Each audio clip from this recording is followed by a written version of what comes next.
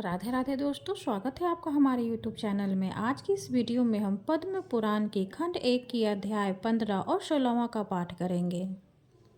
अध्याय 15 में हम पुष्कर क्षेत्र में ब्रह्मा जी का यज्ञ और सरस्वती का प्रकट के वक्त का वर्णन जानेंगे। तो आइए पाठ शुरू करते हैं।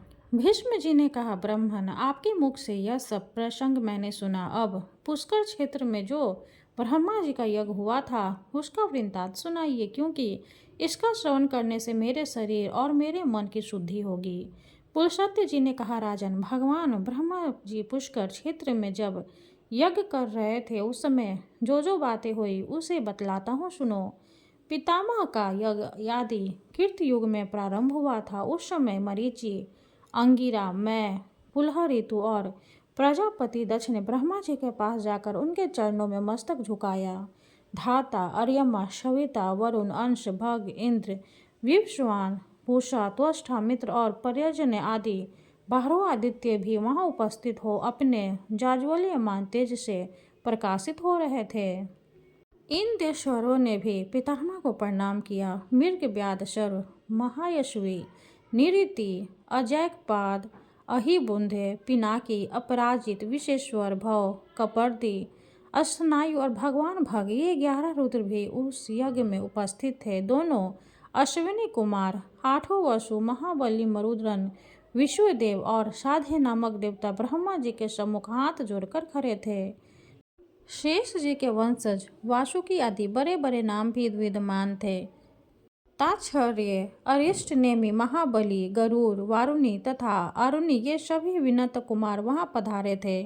लोकपालक भगवान श्री नारायण ने वहां स्वयं पदार्पण किया और समस्त महर्षियों के साथ लोक गुरु ब्रह्मा जी से कहा, जगतपते, तुम्हारे ही द्वारा इस संपूर्ण संसार का विस्तार हुआ है। तुम ही ने इनकी सृष्टि की है, इसलिए तुम संपूर्ण लोकों के ईश्वर हो। यहाँ हम लोगों के करने योग्य जो तुम्हारा महान कार्य हो उसे करने की हमें आज्ञा दो।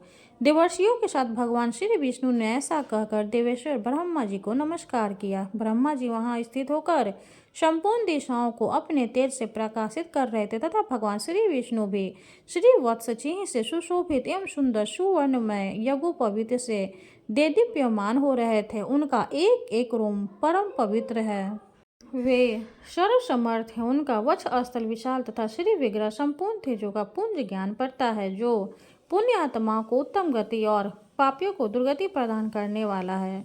योग सिद्ध महात्मा पुरुष जिन्हें उत्तम योग स्वरूप मानते हैं, जिनको अनिमा आदि 8 ऐश्वर्य नित्य प्राप्त है, जिन्हें देवताओं में सबसे श्रेष्ठ कहा जाता है, मोक्ष की अभिलाषा रखने वाले सेमी ब्राह्मण, योग से अपने अंतःकरण को शुद्ध करने जिन सनातन पुरुषों को पाकर जन्म मरण के बंधन से मुक्त हो जाते हैं, चंद्रमा और सूर्य जिनके नेत्र हैं तथा अनंत आकाश जिनका विग्रह है, उन भगवान की हम शरण लेते हैं, जो भगवान संपूर्ण भूतों की उत्पत्ति और विधि करने वाले हैं, जो ऋषियों और लोगों के भ्रष्टा तथा देवताओं के ईश्वर है, जिन्होंने देवताओं को प्रिय और समस्त जगत का पालन करने के लिए चिरकला से पितरों को कव्य तथा देवताओं को उत्तम भविष्य अर्पण करने का नियम प्रवृत्त किया हूँ, उन देवश्रेष्ठ परमेश्वर को हम सादर प्रणाम करते हैं। तदंतर वृद्ध एवं विद्वान देवता भगवान श्री ब्रह्मा जी यज्ञशालों में लोकपालक श्री विष्णु भगवान के साथ बैठकर शोभा पाने लगे।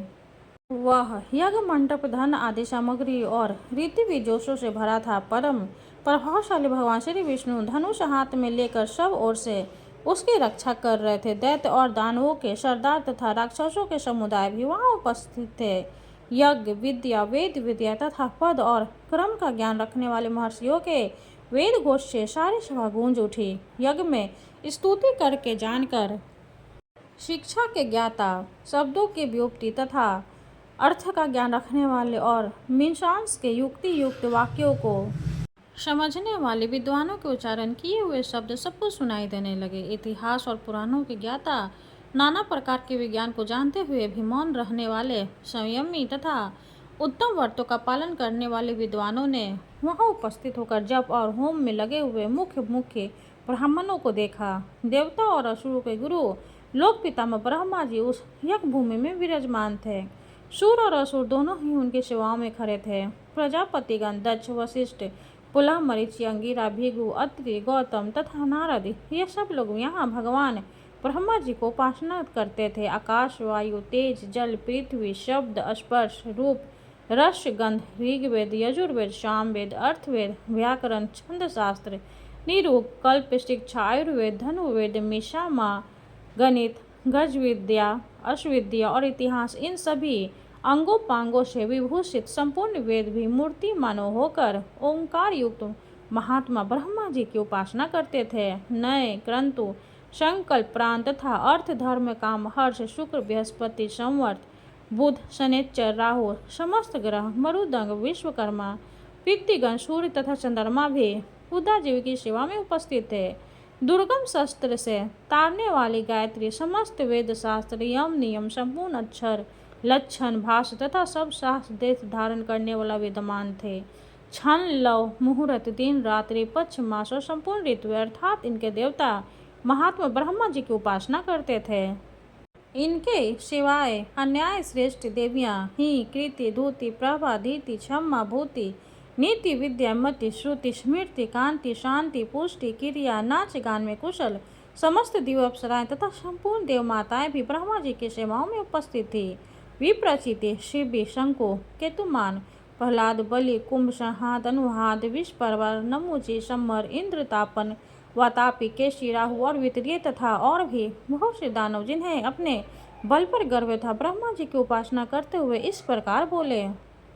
दानवों ने कहा, भगवान आपने ही हम लोगों की सृष्टि की है, हमें तीनों लोकों का राज दिया है तथा देवताओं से अधिक बलवान बनाया है। पितामह, आपके इस यज्ञ में हम लोग कौन सा कार्य करें? हम स्वयं ही कर्तव्य का निर्णय करने में समर्थ हैं।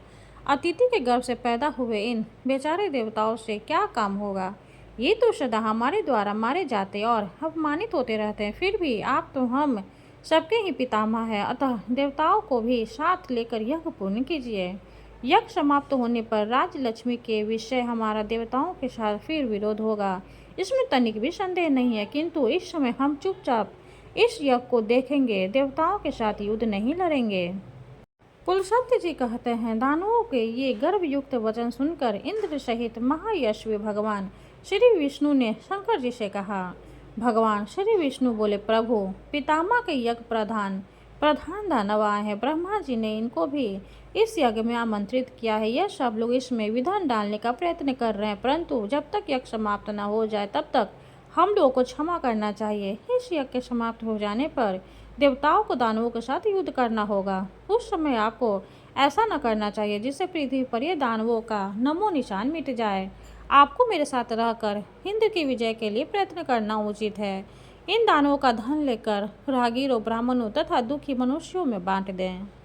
भगवान श्री विष्णु जी यह बात सुनकर ब्रह्मा जी से कहा, भगवान आपकी बात सुनकर ये दानव कुपित हो सकते हैं, किंतु इस समय इन्हें क्रोध दिलाना आपको भी अभिष्ट न होगा, अतः रुद्र एवं अन्य देवताओं के साथ आपको क्षमा करना चाहिए। सतयुग के अंत में जब यह यज्ञ समाप्त हो जाएगा, उस समय मैं आप लोगों को तथा इन दानवों को विदा कर दूंगा। उसी समय आप सब लोग संधि या विग्रह जो उचित हो कीजिएगा। पुलस्त्य जी कहते, तदंतर भगवान ब्रह्मा जी ने उन सब दानवों को कहा, तुम्हें देवताओं के साथ किसी प्रकार विरोध नहीं करना चाहिए। इस समय तुम सब लोग परस्पर मित्र भाव से रहकर मेरा कार्य संपन्न करो। दानवों ने कहा, पितामह आपके प्रत्येक आदेश का हम लोग पालन करेंगे। देवता हमारे छोटे भाई है, अतः उन्हें हमारी ओर से कोई भय नहीं है। दानवों की यह बात सुनकर ब्रह्मा जी को बड़ा संतोष हुआ। थोड़ी ही देर बाद उनको यज्ञ का वृतांत सुनकर ऋषियों का एक समुदाय आ पहुंचा। भगवान श्री विष्णु ने उनका पूजन किया। पिनाकधारी महादेव जी ने उन्हें आसन दिया तथा ब्रह्मा जी की आज्ञा से वशिष्ठ जी ने उन सबको अर्घ निवेदित करके उनका कुशल क्षेम पूछा और पुष्कर क्षेत्र में उन्हें निवास स्थान देकर कहा, आप लोग आराम से यहीं रहें। तत्पश्चात जटा और मृग चर्म धारण करने वाले वे समस्त महर्षि ब्रह्मा जी की यज्ञ सभा को सुशोभित करने लगे। उनमें कुछ महात्मा बाल खिले थे तथा कुछ लोग संग प्रख्यान, वे नाना प्रकार के नियमों में संलग्न तथा वेदी पर शयन करने वाले थे। उन सभी तपस्वियों ने पुष्कर से जल में जो ही अपना मुख देखा, उसी क्षण वे अत्यंत रूपवान हो गए। फिर एक दूसरे की ओर देखकर सोचने लगे, यह कैसी बात है, इस तीर्थ में मुँह का प्रतिबिंब देखने से सबका सुंदर रूप हो गया है। ऐसा विचार कर तपस्वियों ने उसका नाम मुख दर्शन तीर्थ रख दिया। तत्पश्चात वे नहाकर अपने अपने नियमों में लग गए। उनके गुणों की कहीं उपमा नहीं थी। नरेश्रेष्ठ वे सभी वनवासी मुनि वहां रहकर अत्यंत शोभा पाने लगे। उन्होंने अग्निहोत्र करके नाना प्रकार की क्रियाएं संपन्न की। तपस्या से उनके पाप भस्म हो चुके थे। वे सोचने लगे कि यह सरोवर सबसे श्रेष्ठ है। ऐसा विचार करके उन दीव जातियों ने उस सरोवर का श्रेष्ठ पुष्कर नाम रखा। तदनंतर ब्राह्मणों को दान के रूप में नाना प्रकार के पात्र देने के पश्चात वे सभी द्विज वहां प्राचीन सरिस्व का नाम सुनकर उसमें स्नान करने की इच्छा गए। तीर्थों में श्रेष्ठ सरस्वती के तट पर बहुत से दिन निवास करते थे। नाना प्रकार के वृक्ष उस स्थान की शोभा बढ़ा रहे थे। वह तीर्थ सभी प्राणियों का मनोरंजन करता था। अनेकों ऋषि मुनि उसका सेवन करते थे। उन ऋषियों से कोई वायु पीकर रहने वाले थे और कोई जल पीकर। कुछ लोग फलाहारी थे, कुछ केवल पत्ते चबाकर रहने वाले थे।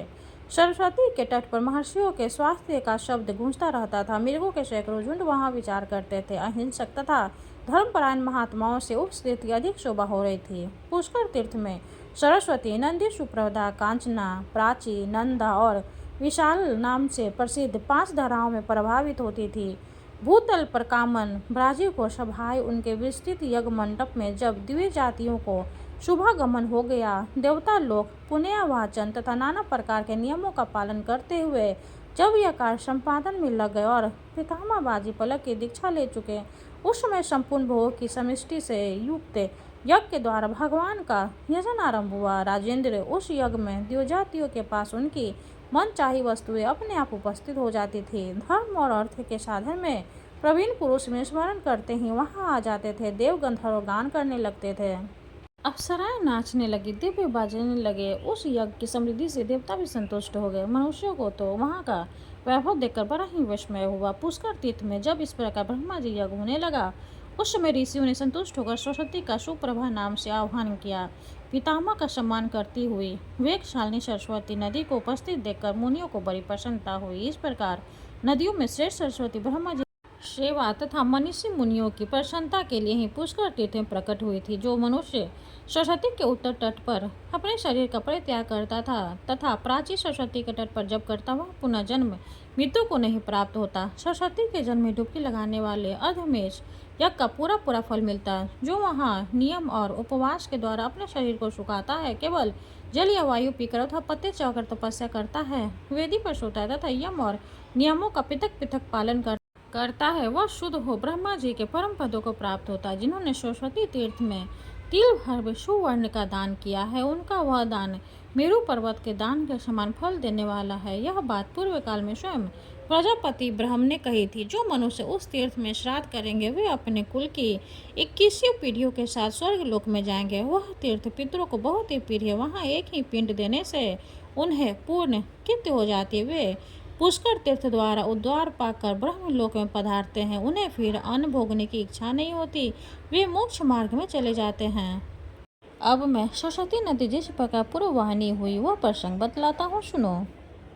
पहले की बात है, एक बार इंद्र आदि समस्त देवताओं की ओर से भगवान श्री विष्णु ने सरस्वती से कहा, देवी तुम पश्चिमी समुद्र के तट पर जाओ और इस बयान को ले जाकर समुद्र में डाल दो। ऐसा करने से समस्त देवताओं का भय दूर हो जाएगा। तुम माता की भांति देवताओं को अभय दान दो। सबको उत्पन्न करने वाले भगवान श्री विष्णु की ओर से यह आदेश मिलने पर देवी सरस्वती ने कहा, भगवान मैं स्वाधीन नहीं हूँ। आप इस कार्य के लिए मेरे पिता ब्रह्मा जी से अनुरोध कीजिए। पिताजी की आज्ञा के बिना मैं एक पग भी कहीं नहीं जा सकती।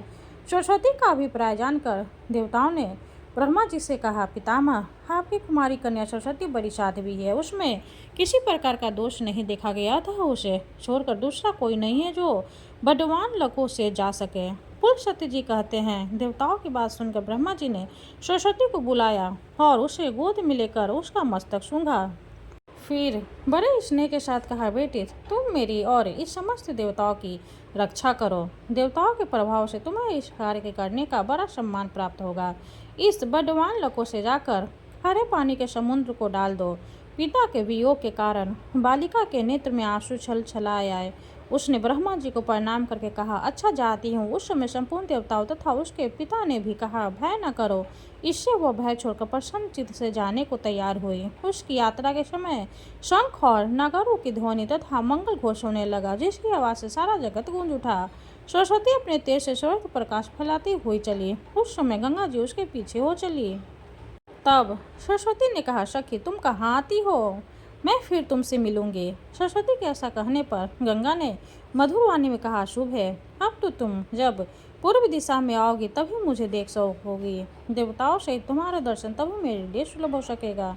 यह सुनकर सरस्वती ने कहा, सुचित समय तब तुम भी उत्तराभिमुखी होकर शोक का परित्याग कर देना। गंगा बोली, सखी मैं उत्तराभिमुखी होने पर अधिक पवित्र मानी जाऊंगी और तुम पूर्वाभिमुखी होने पर उत्तर वाहिनी गंगा और पूर्व वाहिनी सरस्वती में जो मनुष्य श्राद्ध और दान करेगा वे तीनों ऋणों से मुक्त होकर मोक्ष मार्ग का आश्रय लेकर इसमें कोई अन्यथा विचार करने की आवश्यकता नहीं है।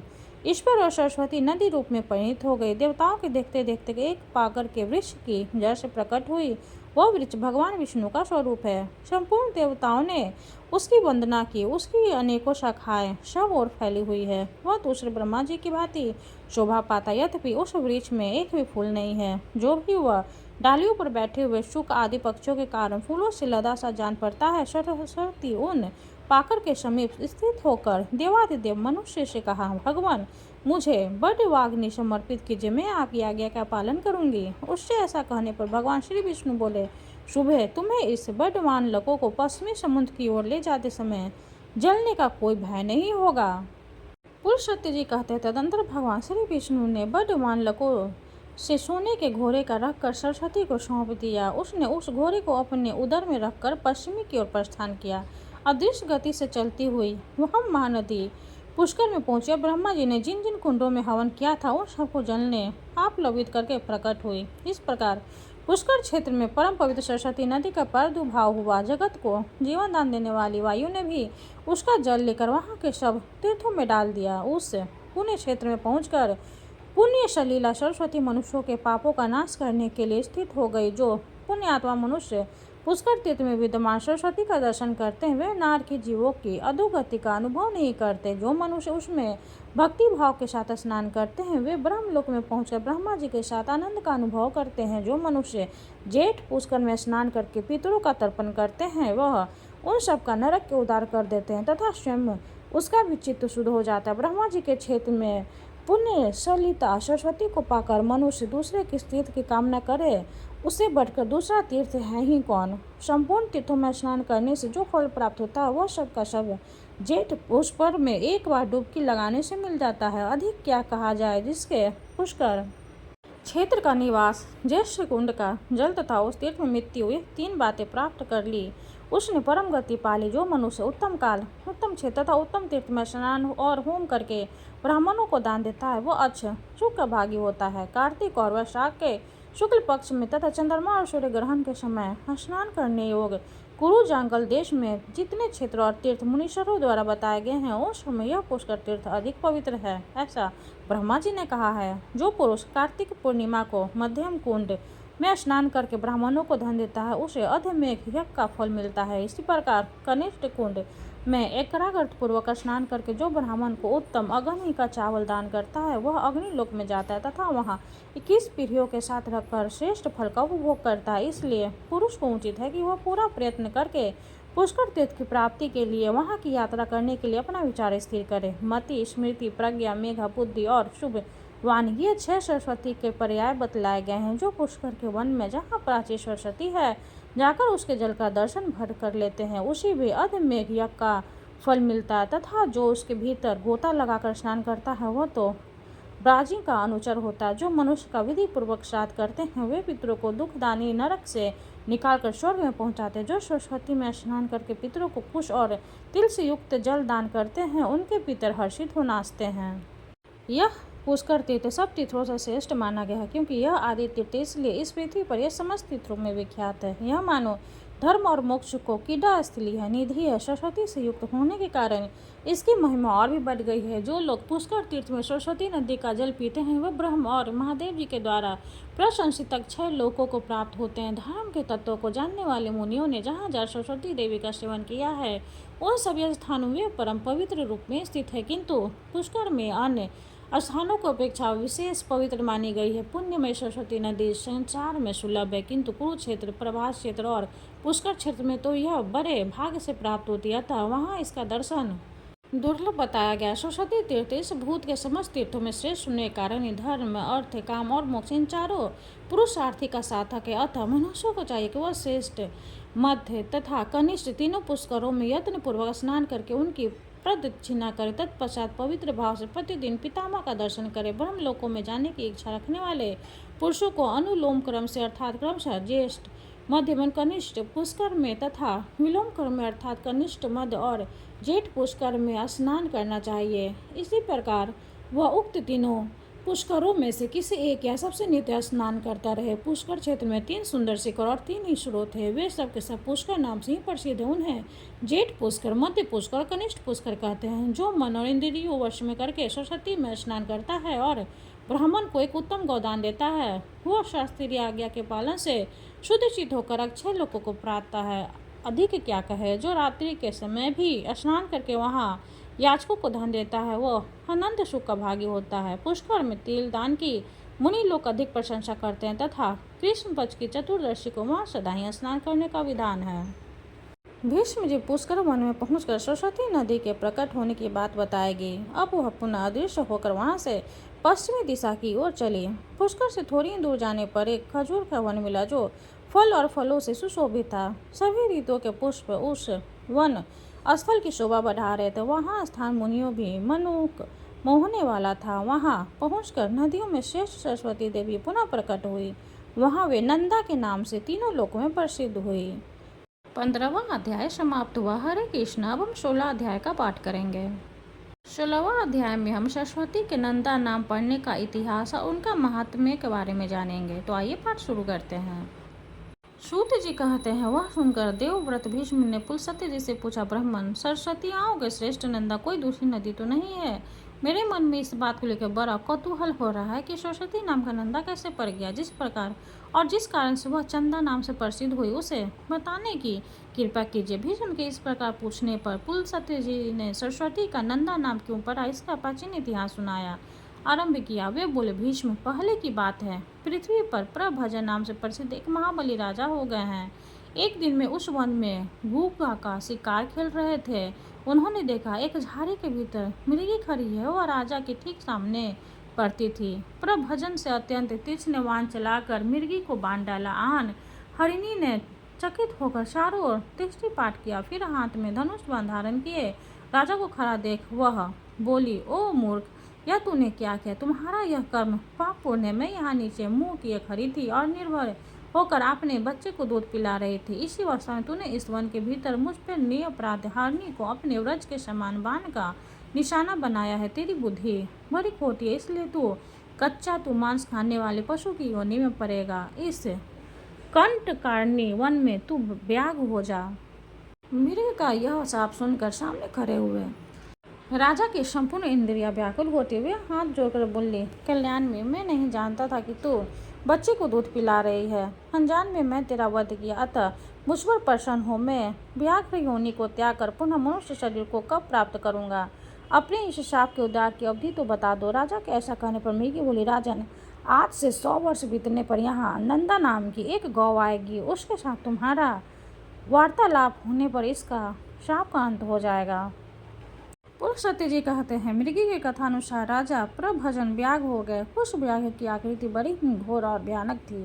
वह उस वन में काल के वशीभूत हुए मृगी अन्न चौपाए तथा मनुष्यों को भी मार मार कर खाने और रहने लगा। वह अपनी निंदा करते हुए कहता था, हाय, अब मैं पुनः कब मनुष्य शरीर धारण करूंगा। अब से नियत योनि में डालने वाला ऐसा नंदनीय कर्म महान पाप नहीं करूंगा। अब योनि मेरे द्वारा पुण्य नहीं हो सकता। एकमात्र हिंसा ही मेरी जीवन वृत्ति है। इसके द्वारा तो सदा दुख ही प्राप्त होता है। किस प्रकार मृगी की कही हुई बात सत्य हो सकती है? जब व्याघ्र को वह वन में रहते 100 वर्ष हो गए, तब एक दिन वहाँ गौओं का एक बहुत बड़ा झुंड उपस्थित हुआ। वहाँ घास और जल की विशेष सुविधा थी। वहीं गौ के आने में कारण हुई। आते ही गौ के विश्राम के लिए बड़ा लगा दिया गया। ग्वालों के रहने के लिए भी साधारण घर और स्थान की व्यवस्था की गई। गोचर भूमि तो वहाँ थी ही, सबका पड़ाव पड़ गया। वन के पास का स्थान गौओं के रभाने की भारी आवाज से गूंजने लगा। मत वाले गोप चारों ओर से उस गौ समुदाय की रक्षा करते थे। गौओं के झुंड में से एक बहुत ही हृष्ट-पुष्ट तथा संतुष्ट रहने वाली गाय थी। उसका नाम था नंदा। वही उस झुंड में प्रधान थी तथा सबके आगे निर्भय होकर चला करती थी। एक दिन वो अपने झुंड से बिछड़ गई और चढ़ते चढ़ते पूर्वक व्याघ्र के सामने जा पहुंची। व्याघ्र उसे देखते ही खड़ी रह कहता हुआ उसकी ओर दौड़ा और निकट आकर बोला, आज विधाता ने तुझे मेरा ग्रास नियत किया है, क्योंकि तुम स्वयं यहाँ आकर उपस्थित हुई हो। व्याघ्रा यह रोंगटे खड़े कर देने वाले निष्ठुर वचन सुनकर उस गाय को चंद्रमा के समान प्रांति वाले अपने सुंदर बछड़े की याद आने लगी। उसका गला भर आया। वह गदगद स्वर से पुत्र के लिए हुंकार करने लगे। उस गौ को अत्यंत दुखी होकर क्रदंत करते देख व्याघ्र बोला, अरे गाय, संसार में सब लोग अपने कर्मों का ही फल भोगते हैं, तू स्वयं मेरे पास आ पहुंची है। इससे जान पड़ता है तेरी मृत्यु आज ही नियत है, फिर व्यर्थ शोक क्यों करती है। अच्छा यह तो बता, तू रोई किस लिए। व्याघ्रा का प्रश्न सुनकर नंदा ने क्या, व्याघ्रा तुम्हें नमस्कार है, मेरा सारा अपराध क्षमा करो। मैं जानती हूँ तुम्हारे पास आए हुए प्राणी की रक्षा संभव है, अतः मैं अपने जीवन के लिए शोक नहीं करती। मृत्यु तो मेरी एक न एक दिन होगी ही, उसके लिए किंतु मृगराज, अभी नई अवस्था में मैंने एक बच्चे को जन्म दिया है। पहले बयान का बच्चा होने के कारण वो मुझे बहुत ही प्रिय है। मेरा बच्चा भी दूध पीकर ही जीवन चलाता है। घास को तो पता भी नहीं, इस समय वह गोश्त में बंधा है और भूख से पीड़ित होकर मेरी राह देख रहा है। उसके लिए मुझे बारंबार शोक हो रहा है। मेरे न रहने पर मेरा बच्चा कैसे जीवन धारण करेगा। मैं पुत्र स्नेह के वशीभूत हो रही हूँ और उसे दूध पिलाना चाहती हूँ। मुझे थोड़ी देर के लिए जाने दो। बछड़े को पिलाकर प्यार से उसका मस्तक चूमूंगी और उसे हितकारी के जानकारी के लिए कुछ उपदेश करूंगी। फिर अपनी सखियों की देख रेख में उसे सौंपकर तुम्हारे पास लौट आऊंगी। उसके बाद तुम इच्छानुसार मुझे खा जाना। नंदा की बात सुनकर व्याघ्र ने कहा, अरे हम मुझे पुत्र से क्या काम है। नंदा बोली, मृगेंद्र, मैं पहल बछड़ा ब्याही हूँ। सखियों को, नन्हे बच्चे को रक्षा करने वाले ग्वालों और गोपियों को तथा विशेषतः अपनी जन्मदायिनी माता को देकर उस सब को विदा लेकर आ जाऊंगी। मैं शपथ पूर्वक यह बात कहती हूँ। यदि तुम्हें विश्वास हो तो मुझे छोड़ दो। यदि मैं पुनः लौट कर ना आऊँ तो मुझे वही पाप लगे जो ब्राह्मण तथा माता पिता वध करने से होता है। व्याधों, मलेच्छों और जहर देने वालों को जो पाप लगता है वही मुझे भी लगे। जो गौशाला में विघ्न डालते सोते हुए प्राणी को मारते हैं तथा जो एक बार अपनी कन्या का घर करके फिर उसे दूसरे को देना चाहते हैं, उन्हें जो पाप लगता है वही मुझे भी लगे। जो अयोग्य बैलों से भारी बोझ उठवाता है उसको लगने वाला पाप मुझे भी लगे। जो कथा होते समय विघ्न डालता है और जिसके घर पर आया हुआ मित्र निराश लौट जाता है उसको जो पाप लगता है वही मुझे भी लगे। यदि मैं पुनः लौट कर ना आऊँ, इस भयंकर पातापों के भय से मैं अवश्य आऊँगी। नंदा की यह शपथ सुनकर ब्याह को उस पर विश्वास हो गया। वह बोला, गाय, तुम ही इन शब्दों से मुझे विश्वास हो गया है, पर कुछ लोग तुमसे यह भी कहेंगे कि स्त्री के साथ हास परिहास में, विवाह में, गौ संकट से बचने में तथा प्राण संकट उपस्थित होने पर जो शपथ की जाती है उसकी उपेक्षा से पाप नहीं लगता। किंतु तुम इन बातों पर विश्वास न करना। इस संसार में कितने ही ऐसे नास्तिक हैं जो मूर्ख होते हुए भी आने को पंडित समझते हैं। वे तुम्हारी बुद्धि को क्षण भर में भ्रम कर डालेंगे। जिनके चित्त पर अज्ञान का पर्दा पड़ता है वे छिद्र मनुष्य कुतर्कपूर्ण युक्तियों और दृष्टांतों से दूरों से मोह से डाल देते हैं। इसलिए तुम्हारी बुद्धि में यह बात नहीं आनी चाहिए कि मैंने शपथ द्वारा ब्याह को उग लिया। तुमने ही मुझे धर्म का सारा मार्ग दिखाया है, अतः इस समय तुम्हारी जैसी इच्छा हो करो। नंदा बोली, साधो, तुम्हारा कथन ठीक है। तुम्हें कौन ठग सकता है जो दूसरों को ठगना चाहता है। मैं हुआ तो अपने आप को ही ठगता है। व्याघ्र ने कहा, गाय, अब तुम जाओ। पुलस्त्य जी, अपने पुत्र को देखो, दूध पिलाओ, उसका मस्तक चाटो तथा माता, भाई, सखी, स्वजन, बंधुओं का दर्शन करके सत्य को आगे रखकर शीघ्र ही यहाँ लौट आओ। पुलस्त्य जी कहते हैं, वह पुत्र वत्सला धेनु बड़ी सत्यवादिनी थी। पूर्वोक्त प्रकार से शपथ करके जब वह ब्याह की आज्ञा ले चुकी तब गोष्ठी की ओर उसके मुख पर आंसुओं की धारा बह रही थी। वह अत्यंत दीन भाव से कांप रही थी। उसके हृदय में बड़ा दुख था। वह शोक के समुद्र में डूबकर बारंबार डकराती थी। नदी के किनारे गोष्ठ पर पहुंचकर उसने सुना बछड़ा पुकार रहा है। आवाज कान में पड़ते ही वह उसकी ओर दौड़ी और निकट पहुंचकर नेत्रों से आंसू बहाने लगी। माता को निकट पाकर बछड़े ने शांति होकर पूछा, माँ, आज क्या हो गया। मैं तुम्हें प्रसन्न नहीं देखता, तुम्हारे हृदय में शांति नहीं दिखाई देती, तुम्हारी दृष्टि में व्याघ्र है, आज तुम अत्यंत डरी हुई दिख पड़ती हो। नंदा बोली, बेटा, स्तनपान करो, यह हम लोगों की अंतिम भेंट है। अब से तुम्हें माता का दर्शन दुर्लभ हो जाएगा। आज एक दिन मेरा दूध पीकर कल सवेरे से किसका पियोगे। वत्स, मुझे अभी लौट जाना है। मैं शपथ करके यहाँ आई हूँ। भूख से पीड़ित बाघ को मुझे अपना जीवन अर्पण करना है। बछड़ा बोला, माँ, तुम जहाँ जाना चाहती हो वहाँ मैं भी चलूँगा। तुम्हारे साथ मेरा भी मर जाना ही अच्छा है। तुम न रहोगी तो मैं अकेले भी तो मर ही जाऊँगा। यदि बाघ तुम्हारे साथ मुझे भी मार डालेगा तो निश्चय ही मुझको वह उत्तम गति मिलेगी जो मातृभिक्त पुत्रों को मिल सकती है। अतः मैं तुम्हारे साथ अवश्य चलूँगा। माता से बिछड़े हुए बालक के जीवन का यह प्रवचन है। केवल दूध पीकर रहने वाले बच्चों के लिए माता के समान दूसरा कोई बंधु नहीं है। माता के समान रक्षक, माता के समान आश्रय, माता के समान श्रेय, माता के समान सुख तथा माता के समान देवता इन लोक और परम लोक में भी नहीं है। यह ब्रह्मा जी का स्थापित किया हुआ परम धर्म है। जो पुत्र इसका पालन करते हैं उन्हें उत्तम गति प्राप्त होती है। नंदा ने कहा, बेटा मेरी ही मृत्यु नित्यम है, तुम वहाँ ना आना। दूसरों की मृत्यु के साथ अन्य जीवों की मृत्यु नहीं होती है। तुम्हारे लिए माता का यह उत्तम एवं अंतिम संदेश है। मेरे वचनों का पालन करते हुए यहीं रहो। यही मेरी सबसे बड़ी शुश्रूषा है। जल के समीप अथवा वन में विचरते हुए कभी प्रमाद न करना। प्रमाद से समस्त प्राणी नष्ट हो जाते हैं। लोभ वंश कभी ऐसी घास को चढ़ने के लिए न जाना जो किसी दुर्गम स्थान में उगी हो, क्योंकि लोभ से ही लोक और परम लोकों को भी सबका विनाश हो जाता है। लोभ से मोहित होकर लोग समुद्र में, घोर वन में तथा दुर्गम स्थानों में भी प्रवेश कर जाते हैं। लोभ के कारण विद्वान पुरुष भी भयंकर पाप कर बैठता है।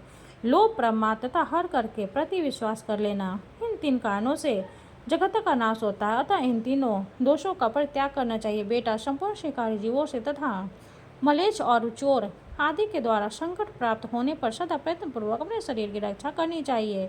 पापनियों से पशु पक्षी अपने साथ एक स्थान पर निवास करते हो तो भी उनके विपरीत चित्त का सहसा पता नहीं लगता। नख वाले जीवों का, नदियों का, सिंह वाले पशुओं का, शस्त्र धारण करने वाली स्त्रियों का तथा दूतों का कभी विश्वास नहीं करना चाहिए। जिस पर पहले कभी विश्वास नहीं किया गया हो ऐसा पुरुष पर तो विश्वास करें ही नहीं। जिस पर विश्वास जम गया हो उस पर भी अत्यंत विश्वास न करें, क्योंकि विश्वास करने से जो भय उत्पन्न होता है वह विश्वास करने वाला का समूल नाश कर देता है। औरों की तो बात ही क्या, अपने शरीर का विश्वास नहीं करना चाहिए। भीरु स्वभाव वाले बाल का भी विश्वास न करें, क्योंकि बालक के डराने धमकाने पर प्रमादवश गुप्त बात भी दूसरों को बता सकते हैं। दोष सर्वत्र और सदा सूंघते हुए ही चलना चाहिए, क्योंकि गंध से ही भौं भली पूरी वस्तु की परख कर पाती है। भयंकर वन में कभी अकेला न रहें, सदा धर्म का ही चिंतन करें। मेरी मृत्यु से तुम्हें घबराना नहीं चाहिए, क्योंकि एक न एक दिन सबकी मृत्यु निश्चित है। जैसे कोई पथिक छाया का आश्रय लेकर बैठ जाता है और विश्राम करके फिर वहां से चल देता है, उसी प्रकार प्राणियों का आवागमन है होता है। बेटा, तुम शोक छोड़कर मेरे वचनों का पालन करो। पुलसत्य जी कहते हैं, यह कहकर नंदा पुत्र का मस्तक सूख कर उसे चाटने लगी और अत्यंत शोक के वशीभूत को डबडबाई हुई आंखों से बारंबार लंबी सांस लेने लगी। तदंतर बारंबार पुत्र को निहार कर वो अपनी माता, सखी तथा गोपियों के पास जाकर बोली, माता की मैं आपसे झुंड के आगे चढ़ती हुई चली जा रही थी। इतने में ही एक बाघ मेरे पास आ पहुंचा। मैंने अनेकों सौगंध खाकर उसे लौट आने का विश्वास दिलाया है, तब उसने मुझे छोड़ा है। मैं बेटे को देखने तथा आप लोगों से मिलने के लिए चली आई हूँ। अब फिर वहीं जा रही हूँ। माँ, मैंने अपने दुष्ट स्वभाव के कारण तुम्हारा जो जो अपराध किया हो वो सब क्षमा करना। अब अपने इस नाती को लड़का करके मानना। प्यारी सखियों, मैंने जानकर या अनजान में यदि तुमसे कोई अप्रिय बात कही हो अथवा और कोई अपराध किया हो तो उसके लिए तुम मुझे क्षमा करना। तुम सब संपूर्ण सद्गुणों से युक्त हो, तुमसे सब कुछ देने की शक्ति है। मेरे बालक पर सदा क्षमा भाव रखना। मेरा बच्चा दीन अनाथ और व्याकुल है, इसकी रक्षा करना। मैं तुम्ही लोगों की इसे सौंप रही हूँ। सबने पुत्र की भांति इसे अपना भी पोषण अच्छा करना। अब क्षमा मांगती हूँ, मैं सत्य को अपना चुकी हूँ, अतः व्याग के पास जाऊंगी। सखियों को मेरे लिए चिंता नहीं करना चाहिए। नंदा की बात सुन उनकी माता और सखियों को बड़ा दुख हुआ। वे अत्यंत आश्चर्य और विषाद में पड़कर बोली, ओहो, यह बड़े आश्चर्य की बात है। वाक्य कहने पर सत्यवादिनी नंदा पुनः उस भयंकर स्थान में प्रवेश करना चाहती है। शपथ और सत्य के आश्रय से शत्रु को धोखा दे अपने ऊपर आज भी महान भयंकर यत्न पूर्वक नाश करना चाहिए। जिस उपाय से आत्मा की रक्षा हो सके वही कर्तव्य है। नंदे, तुम्हें वहां नहीं जाना चाहिए। अपने नन्हे से शिशु को त्याग कर सत्य के लोभ से जो तुम वहां जा रही हो यह तुम्हारे अधर्म हो रहा है। इस विषय में धर्मवादी ऋषियों ने पहले के वचन कहा था, वह इस प्रकार है, प्राण संकट उपस्थित होने पर शपथों के द्वारा आत्मरक्षा करने में पाप नहीं लगता। जहाँ असत्य बोलने से प्राणियों की प्राण रक्षा होती है वहाँ वह असत्य भी सत्य और सत्य भी असत्य है। नंदा बोली, बहनों, दूसरों के प्राण बचाने के लिए मैं भी असत्य कर सकती हूँ, किंतु अपने लिए, अपने जीवन की रक्षा के लिए मैं किसी तरह झूठ नहीं बोल सकती। जीव अकेले ही गर्भ में आता है, अकेले ही मरता, अकेले ही उसका पालन पोषण होता है तथा अकेले ही वह सुख दुख भोगता है। तो मैं सदा सत्य बोलूंगी, सत्य पर ही संसार टिका हुआ है, धर्म की स्थिति ही सत्य में है। सत्य के कारण समुद्र अपनी मर्यादा को उल्लंघन नहीं करता। राजा बलि भगवान विष्णु को पृथ्वी देकर स्वयं पाताल में चले गए और छल से बांधे जाने पर भी सत्य ही डटे रहे। गिरिराज विंध्य अपने 100 शिखरों के साथ बढ़ते बढ़ते बहुत ऊंचे हो गए थे।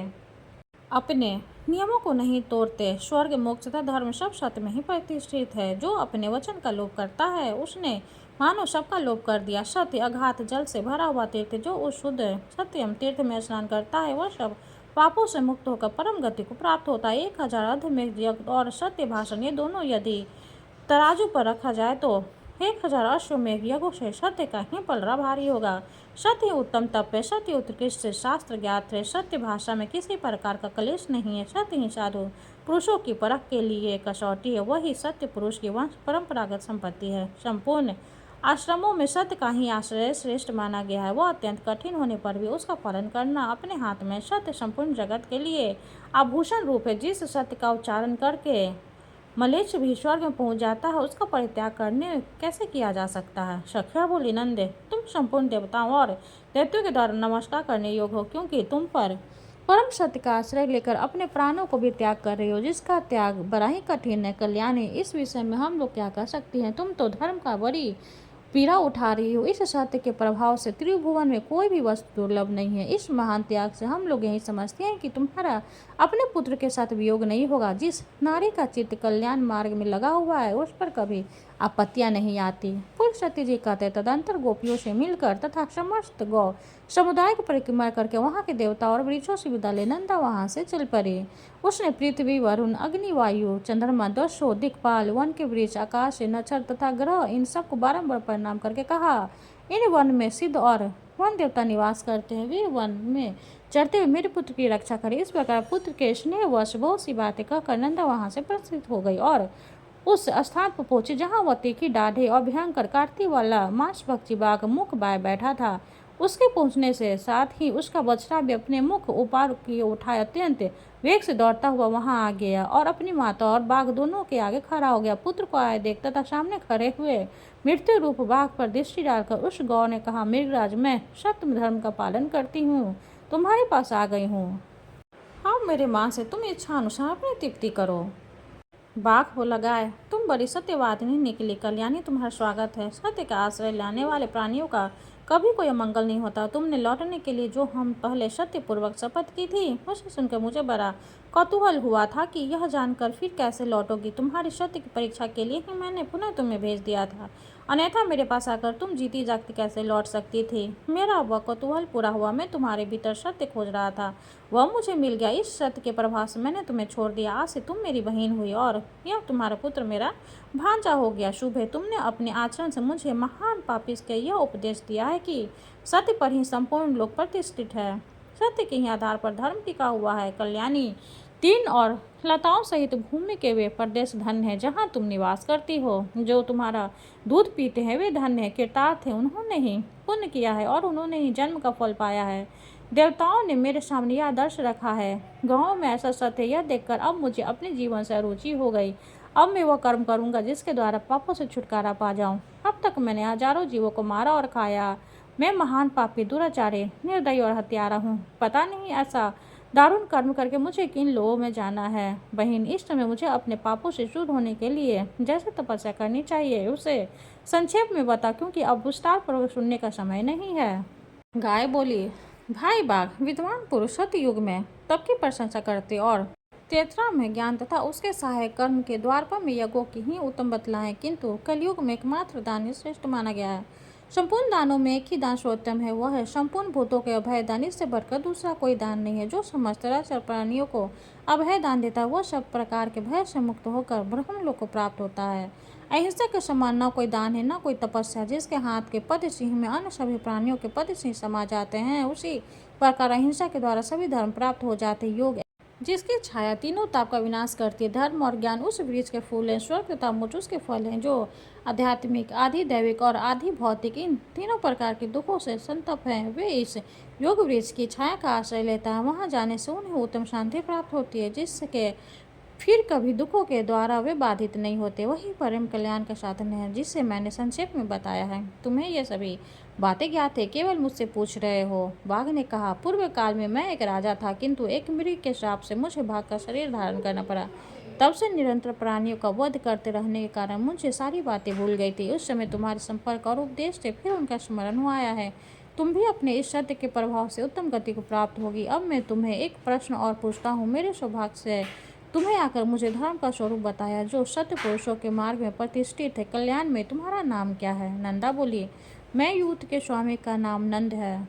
उन्होंने ही मेरा नाम नंदा रख दिया है। पुल सत्य जी कहते, नंदा का नाम कान में पड़ते ही राजा प्रभजन शाप से मुक्त हो गए। उन्होंने पुनः बल और रूप से संपन्न राजा के शरीर प्राप्त कर लिया। इसी समय सत्य भाषण करने वाली यशस्विनी नंदा का दर्शन करने के लिए साक्षात धर्म वहाँ आए और इस प्रकार बोले, नंदे, मैं धर्म है तुम्हारी सत्यवाणी आकृष्ट होकर यहाँ आया है। तुम मुझसे कोई श्रेष्ठ वर मांग लो। धर्म के ऐसा कहने पर नंदा ने यह वर मांगा, धर्मराज, आपकी कृपा से मैं पुत्र सहित उत्तम पद को प्राप्त हूँ तथा उस स्थान मुनियों को धर्म प्रदान करने वाला शुभ तीर्थ बन जाए। देवेश्वर, यह सरस्वती नदी राज्य से मेरे ही नाम से प्रसिद्ध हो, इसका नाम नंदा पड़ जाए। आपने वर देने को कहा, इसलिए मैंने यही वर मांगा है।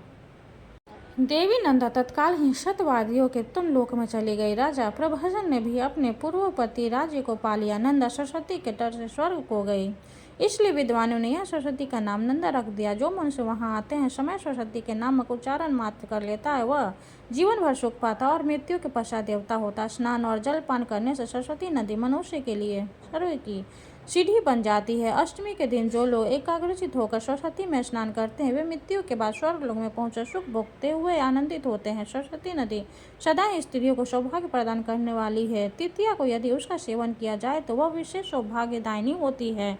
उस दिन उसके दर्शन से भी मनुष्य को पाप नाश से छुटकारा मिल जाता है। जो पुरुष उसके जल का स्पर्श करते उन्हें भी मुनीश्वर समझना चाहिए। वहाँ चांदी दान करने से मनुष्य रूपमान होता है। ब्रह्मा की पुत्र यह सरस्वती नदी परम पावन और पुण्य सलीला है, यही नंदा नाम से प्रसिद्ध है। फिर जब यह स्वच्छ जल से युक्त हो दक्षिण दिशा की ओर प्रभावित होती, तब विपुला या विशाला नाम धारण करती है। वहाँ से कुछ ही दूर आगे चलकर यह पुनः पश्चिमी दिशा की ओर मुड़ जाती है। वहाँ से सरस्वती की धारा प्रकट देखी जाती है। उसके टाप पर अत्यंत मनोहर तीर्थ और देव मंदिर है, जो मुनियों और सिद्ध पुरुषों द्वारा भली भांति सेवित है। नंदा तीर्थयात्र में स्नान करने यदि मनुष्य सुवर्ण और पृथ्वी आदि का दान करे तो वह महान अभ्युदयकारी तथा अच्छे फल प्रदान करने वाला होता है। 16वां अध्याय समाप्त हुआ। हरे कृष्णा।